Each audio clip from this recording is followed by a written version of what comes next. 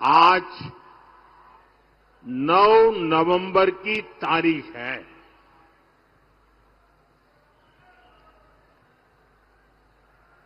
और ये 9 नवंबर की तारीख बहुत ही ऐतिहासिक तारीख है। आज के ही दिन 2019 में देश की सर्वोच्च अदालत ने राम मंदिर पर फैसला दिया था।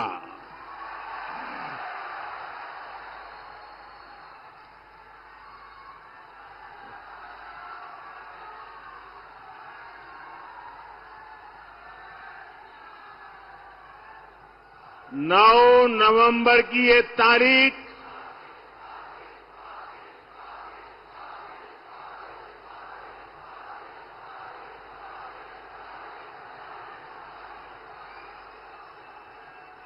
जय श्री राम।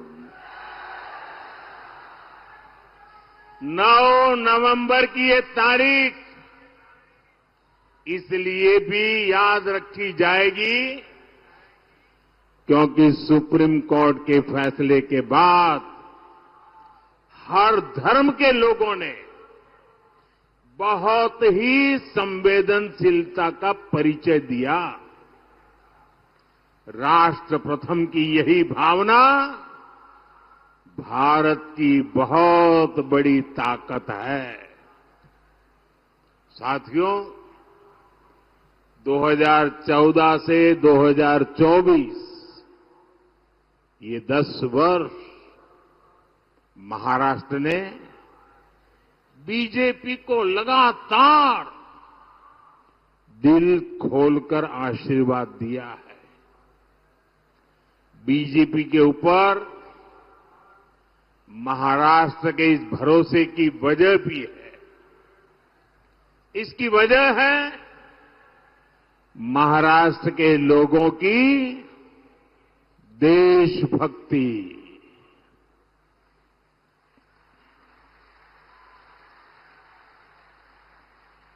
और महाराष्ट्र के लोगों की राजनीतिक समझ और महाराष्ट्र के लोगों की दूरदृष्टि।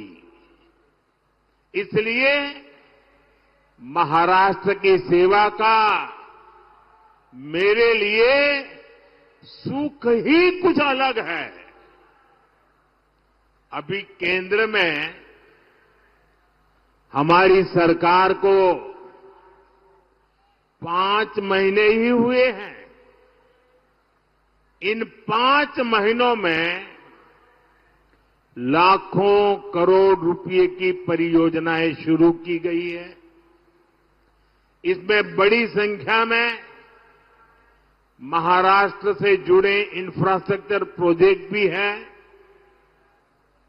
मैंने अभी कुछ ही समय पहले जिस वाढवण पोर्ट की आधारशिला रखी है, अकेले उसकी लागत ही करीब करीब 80,000 करोड़ रुपए है।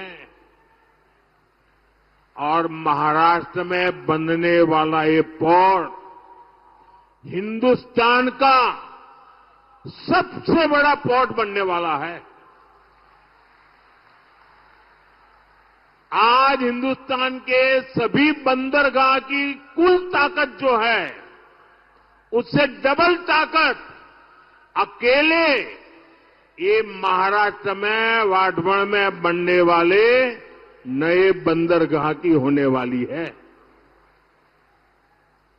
पिछले 2 कार्यकाल में मोदी ने गरीबों को 4 करोड़ पक्के घर बनाकर दिए हैं। आप बताएंगे कितने? कितने? जरा जोर से बोलिए। ये 4 करोड़ घर आंकड़ा बहुत बड़ा है। इतना ही नहीं, उस समय जो लक्ष्य था वो पूरा कर दिया, लेकिन बाद में कुछ राज्यों ने, मुख्यमंत्रियों ने चिट्ठी लिखी कि परिवार बड़े हो रहे हैं, नए लोग परिवार के अलग अलग घरों में रहने जा रहे हैं, हमारे इलाके में कुछ और घरों की जरूरत है। हमने ये बात मान करके अब गरीबों के लिए 3 करोड़ नए घर बनाने शुरुआत कर दी है।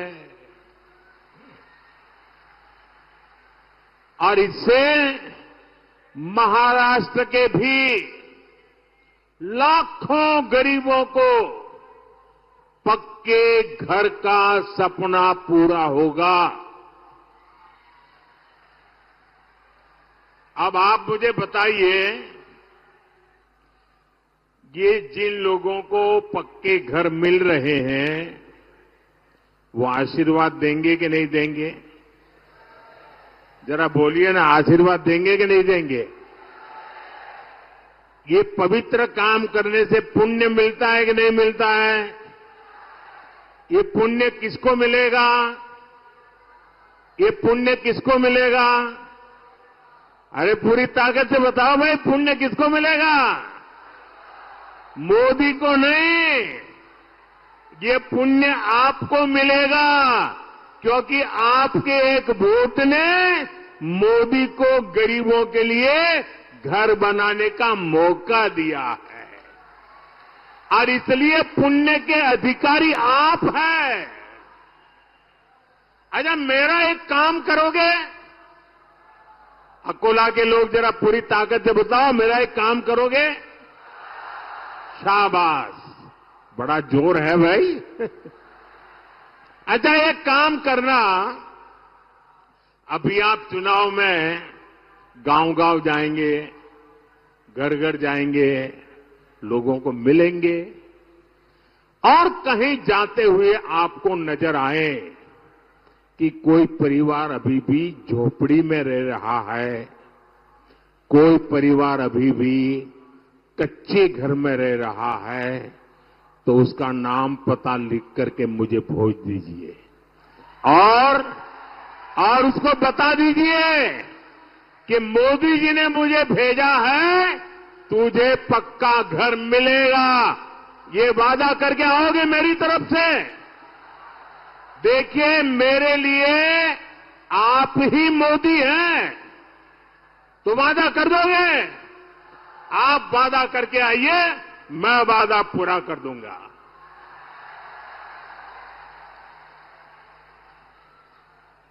साथियों,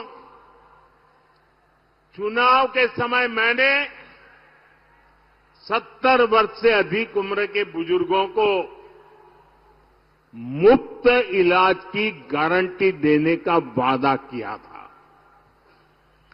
हमारी सरकार ने सीनियर सिटीजन्स, बुजुर्गों की सेवा के लिए ये योजना लॉन्च कर दी है।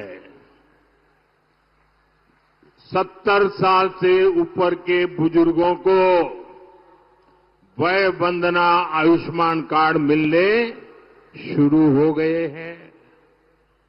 सबका साथ, सबका विकास की भावना के साथ ही इस योजना का लाभ हर वर्ग, हर समाज, हर धर्म के बुजुर्गों को मिलेगा।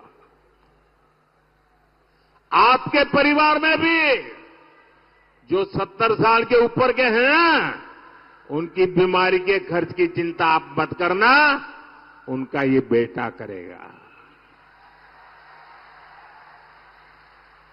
साथियों, कांग्रेस और अघाड़ी वालों ने महाराष्ट्र के लोगों की जिस मांग को दशकों तक पूरा नहीं होने दिया,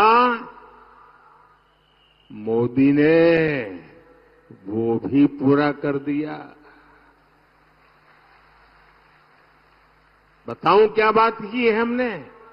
बताओ। हमें मराठी को अभिजात भाषा का दर्जा देने का सौभाग्य मिला है। मराठी को वो सम्मान मिला है जिससे पूरे महाराष्ट्र का गौरव जुड़ा है। केंद्र में एनडीए सरकार तेज गति से चल रही है। उतनी ही तेज गति वाली महायुति सरकार मुझे फिर से यहां महाराष्ट्र में चाहिए। और इसलिए मैं आज आपके पास आशीर्वाद मांगने आया हूं। मिलेगा ना? पक्का मिलेगा ना? हर बूथ में से मिलेगा, हर गांव से मिलेगा, हर मोहल्ले से मिलेगा। और इसलिए पूरे महाराष्ट्र में आज गूंज रहा है, भाजपा महायुती आहे तर गती आहे, महाराष्ट्राची प्रगती आहे। साथियों, महायुति सरकार के अगले 5 वर्ष कैसे होंगे, इसकी एक झलक महायुति के वचननामे में भी दिख रही है। महिलाओं की सुरक्षा और महिलाओं के लिए अवसर, माझी लाड़की बहन योजना का विस्तार,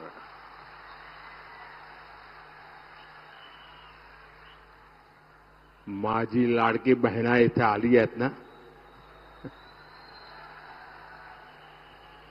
युवाओं के लाखों रोजगार, विकास के बड़े बड़े काम, महायुति सरकार महाराष्ट्र के विकास को डबल स्पीड से आगे बढ़ाएगी। यानी स्वाभिमानी युवा, शिक्षण, रोजगार, महायुतीचे सरकार करील स्वप्न साकार।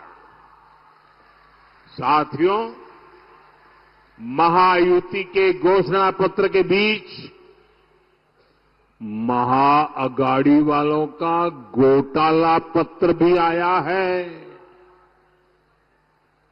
अब तो पूरा देश जानता है, महाअगाड़ी यानी भ्रष्टाचार, महाअगाड़ी यानी हजारों करोड़ के घोटाले, महाअगाड़ी यानी पैसों की उगाही, महाअगाड़ी यानी टोकन मनी, महाअगाड़ी यानी ट्रांसफर पोस्टिंग का धंधा।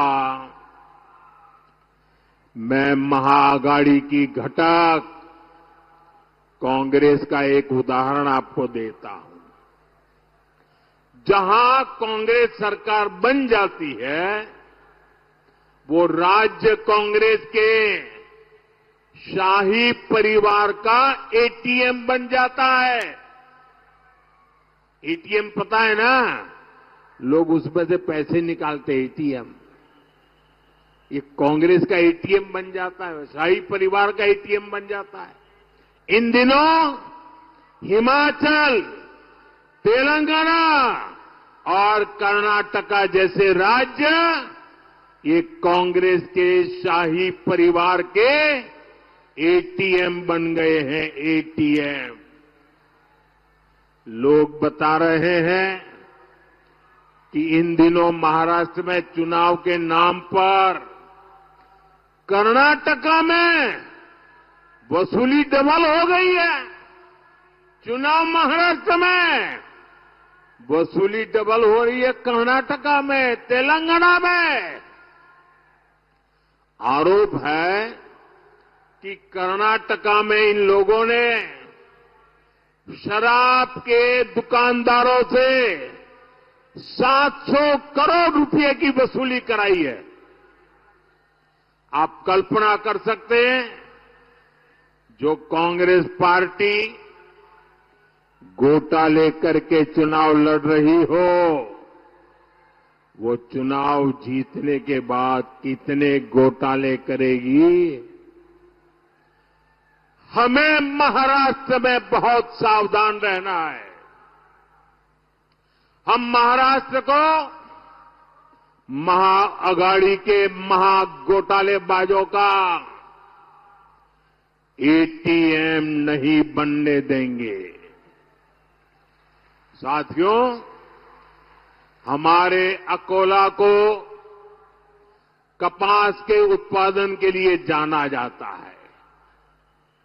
कपास टेक्सटाइल इंडस्ट्री का बहुत बड़ा आधार है, लेकिन हमारे कपास किसान को दशकों तक इन संभावनाओं का लाभ नहीं मिला। ये हालात अब बदल रहे हैं। कपास किसानों की आय बढ़े, इसके लिए उद्योग और इंफ्रास्ट्रक्चर दोनों को बढ़ावा दिया जा रहा है। मैंने महाराष्ट्र में टेक्सटाइल पार्क का शिलान्यास किया है। टेक्सटाइल पार्क से महाराष्ट्र में कपास किसानों के लिए समृद्धि के नए अवसर तैयार होंगे। भाई और बहनों, किसान की तकलीफों की जननी अगर कोई है तो वो कांग्रेस है। यहां कितने समय तक कांग्रेस की सरकारें रही।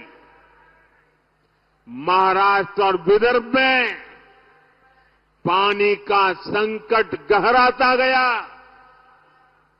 लेकिन कांग्रेस और उसके साथियों की सरकारों ने क्या किया? वो आंख मूंदकर अपनी जेब भरने में लगे रहे।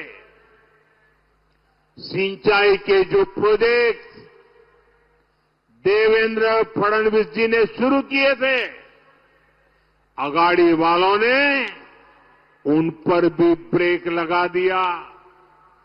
जब से महायुति सरकार महाराष्ट्र में आई है, सिंचाई से जुड़ी परियोजनाओं को फिर से गति मिली है। हमारी सरकार ने वैनगंगा, नलगंगा, पैनगंगा इन नदियों को लिंक करने की योजना को मंजूरी दी है। इस परियोजना से अमरावती, यवतमाल, अकोला, बुल्ढाना, वाशिम, नागपुर और वर्धा में पानी की कमी दूर होगी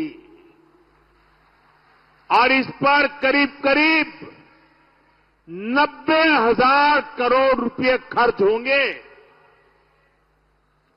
नदियां आपस में जुड़े, कहीं बाढ़ और कहीं सूखा, ये समस्या खत्म हो, इसके लिए हमारी सरकार ने हजारों करोड़ रुपए दिए हैं।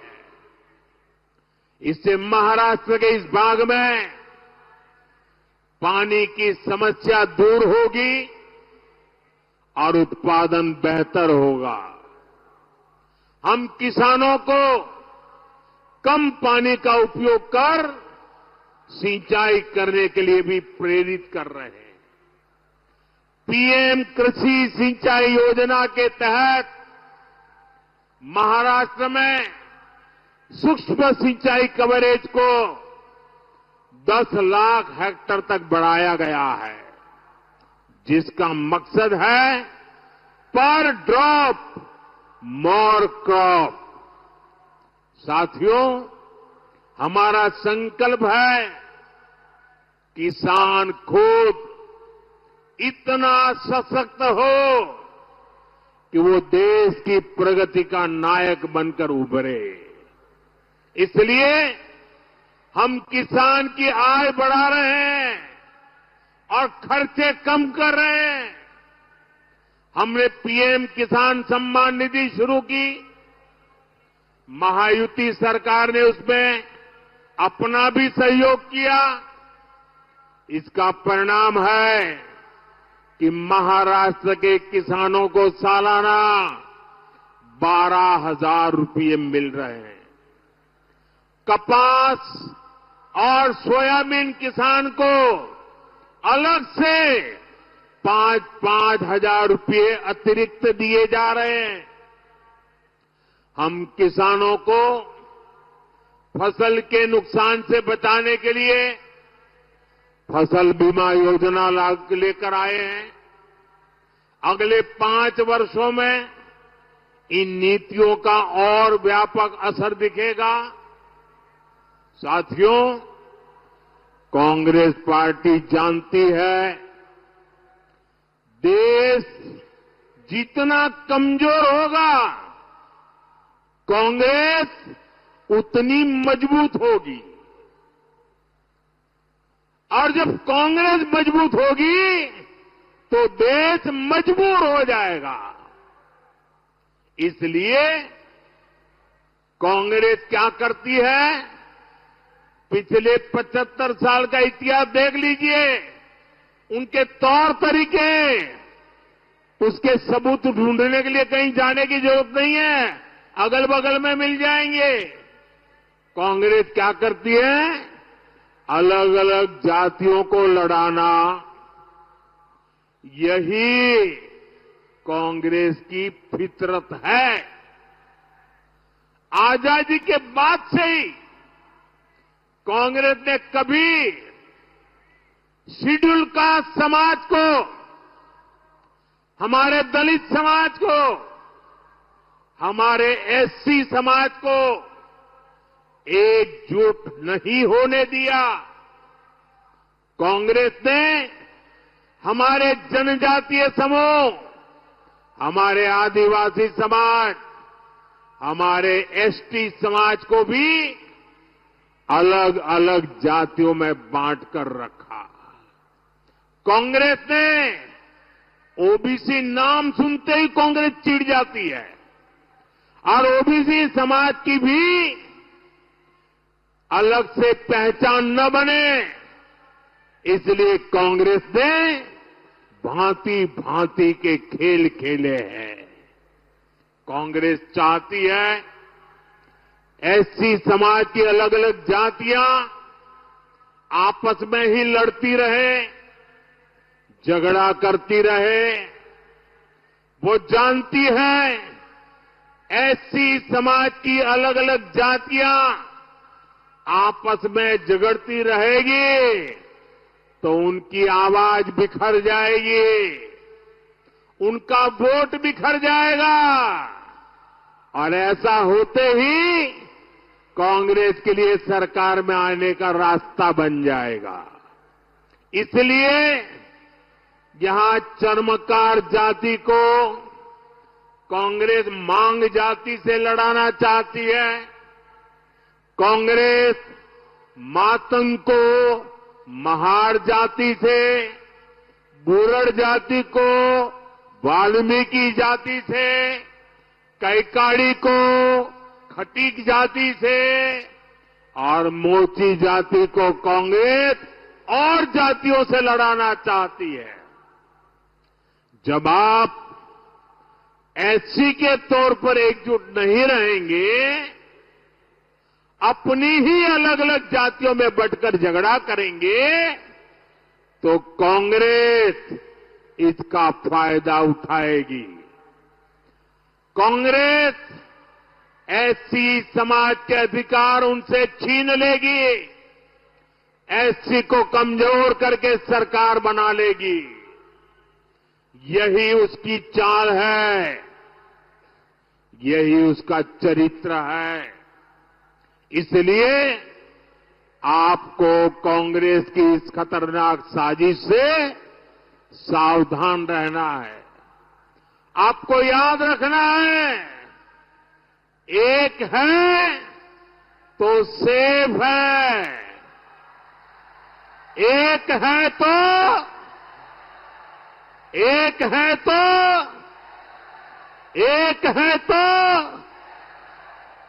साथियों, मैं आज महाराष्ट्र की धरती से हरियाणा के अपने भाई बहनों का विशेष आभार व्यक्त करना चाहता हूं। हरियाणा के लोगों ने सबसे पहले एक है तो सेफ है के मंत्र पर चलते हुए कांग्रेस की साजिश को नाकाम किया है। उन्होंने विधानसभा चुनाव में वहां कांग्रेस को धूल चटा दी और अभी 1 महीने पहले ही हुआ है। वहां के लोग भूले नहीं हैं कि कैसे कांग्रेस सरकार के समय दलितों के खिलाफ बड़े बड़े दंगे हुए थे। उन दंगों में दलितों को बेरहमी से मारा गया था और कांग्रेस दलितों को मारने वालों के साथ खड़ी थी। यही कांग्रेस और उसके साथियों का असली चेहरा है। साथियों, कांग्रेस ने बाबा साहब आंबेडकर के साथ जो किया, जो आज कर रही है, वो भी सबको जानना जरूरी है। नेहरू जी से लेकर आज तक कांग्रेस के शीर्ष परिवार ने बाबा साहब आंबेडकर को बार बार अपमानित किया है। कांग्रेस के समय बाबा साहब आंबेडकर के किसी भी बड़े काम का श्रेय कभी भी बाबा साहब को देने नहीं दिया। आज देखिए, जो बड़े बड़े डैम हैं, बड़ी बड़ी नदी जल परियोजनाएं हैं, इसमें सबसे बड़ी भूमिका जब बाबा साहब केंद्र में मंत्री थे, बाबा साहब आंबेडकर की रही। लेकिन इसका श्रेय बाबा साहब को नहीं, कांग्रेस के एक परिवार ने हड़प लिया, उनके ही नाम सब कर दिया।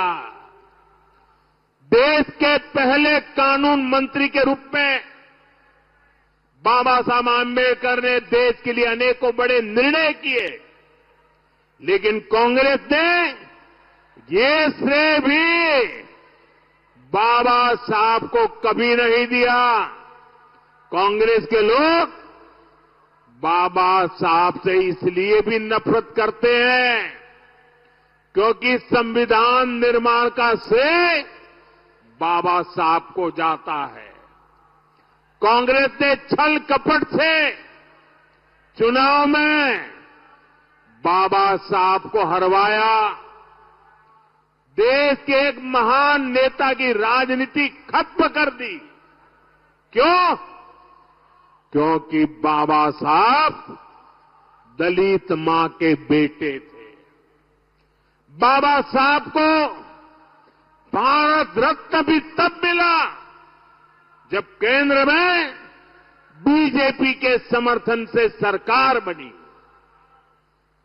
साथियों, मेरे लिए बाबा साहब आंबेडकर, उनकी नीतियां हमेशा प्रेरक रही है, सदा सर्वदा पूजनीय रही है। हमारी सरकार ने बाबा साहब के योगदान को देश दुनिया के सामने प्रखरता से रखा है। देश विदेश में बाबा साहब जहां जहां रहे, हमने उन उत्थानों को, उन सभी स्थानों को पंचतीर्थ के रूप में विकसित किया है। महू में उनका जन्म स्थान, नागपुर में दीक्षा भूमि, मुंबई की चैत्य भूमि, दिल्ली में जहां उन्होंने अपना अंतिम समय बिताया, और लंदन में आम्बेडकर मेमोरियल होम, ये पंचतीर्थ आने वाली पीढ़ियों को प्रेरित करते रहेंगे। और साथियों, मैं आज अकोला की धरती से इस शाही परिवार को चुनौती देता हूं। 75 साल हो गए, उनकी 4 पीढ़ियों ने देश पर राज किया है, लेकिन इस परिवार ने अगर इन पंच तीर्थों की मुलाकात की हो, बाबा साहब को श्रद्धांजलि दी हो, तो जरा देश के सामने रखे, ये मोदी है जो पंच तीर्थ पर जाकर के बाबा साहब को नमन करके आया है। अरे दिल्ली में बाबा साहब के तीर्थ पर ये शाही परिवार का एक भी सदस्य अब तक गया नहीं है।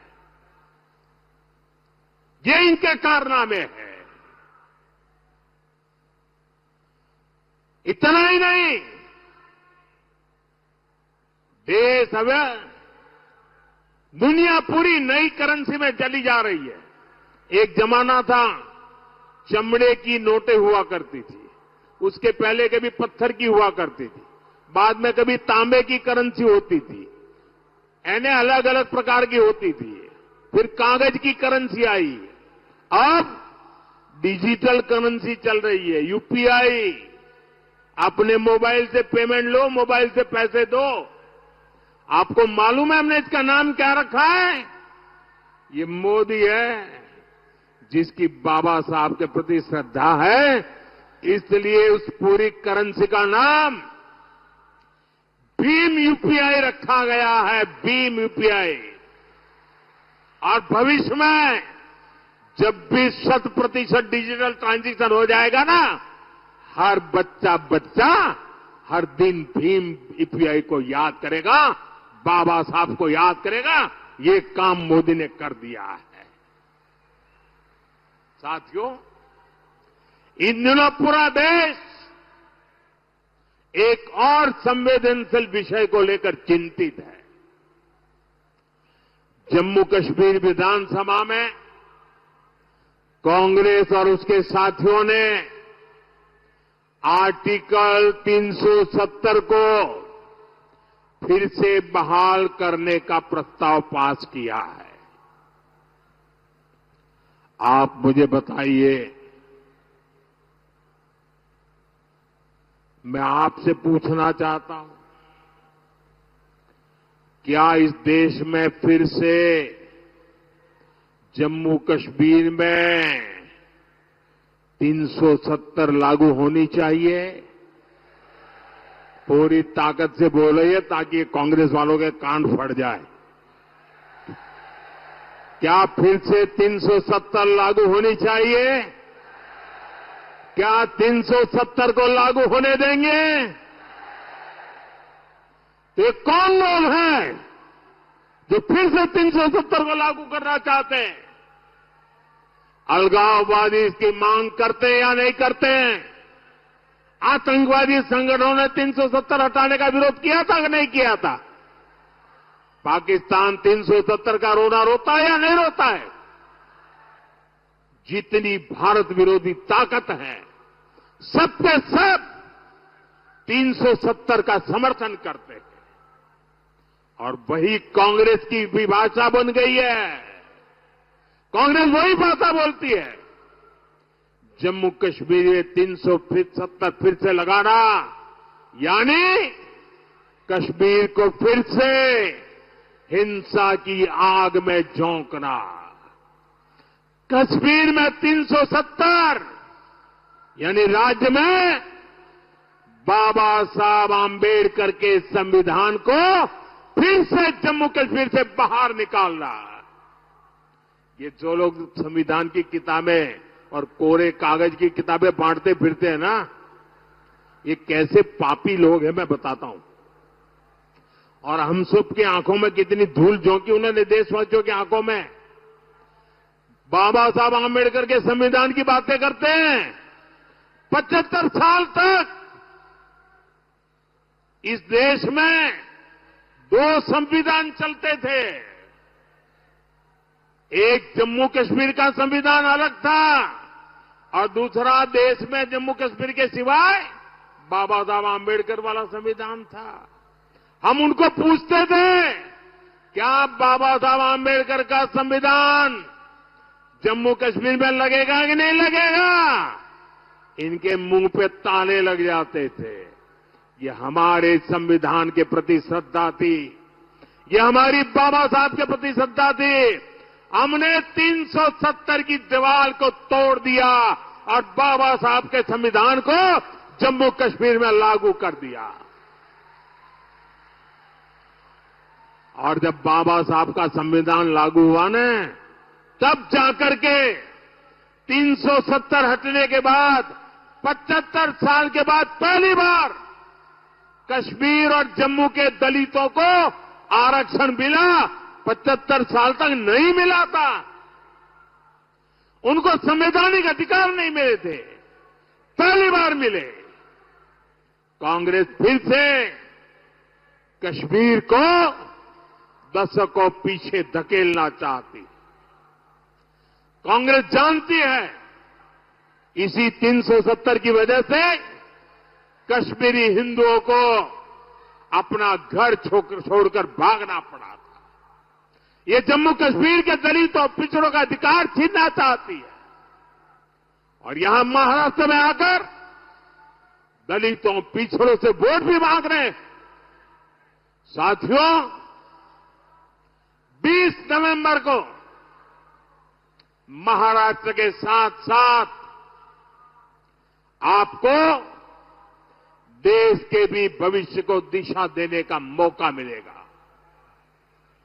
आपको विकास को चुनना है, आपको शांति को समर्थन देना है, आपको सुरक्षा को चुनना है। मेरा आग्रह है, आप महायुति के सभी उम्मीदवारों को भारी बहुमत से जिताइए। हम मिलकर समृद्ध महाराष्ट्र और विकसित भारत का सपना पूरा करेंगे। आप यहां इतनी बड़ी तादाद में आए और मैं देख रहा था, मैं यहां बोल रहा था, वहां पूरा एक भीड़ की भीड़ चली आ रही अभी भी। ये प्यार, ये आशीर्वाद, और मैंने कल 2 रैली देखी, आज तीसरी रैली देख रहा हूं। कोई सर्वे वर्वे काम नहीं आने वाला, ये विजय का विश्वास नजर आ रहा है।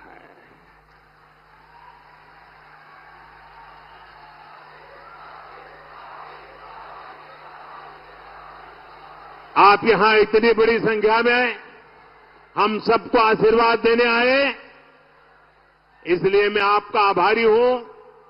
जो विधानसभा का चुनाव लड़ रहे हैं, ऐसे सभी उम्मीदवार जरा आगे आ जाएं। जो इस चुनाव में असेंबली का चुनाव लड़ रहे हैं, वो सभी साथी जरा आगे आ जाएं। सब आगे आ जाए जो चुनाव लड़ रहे हैं।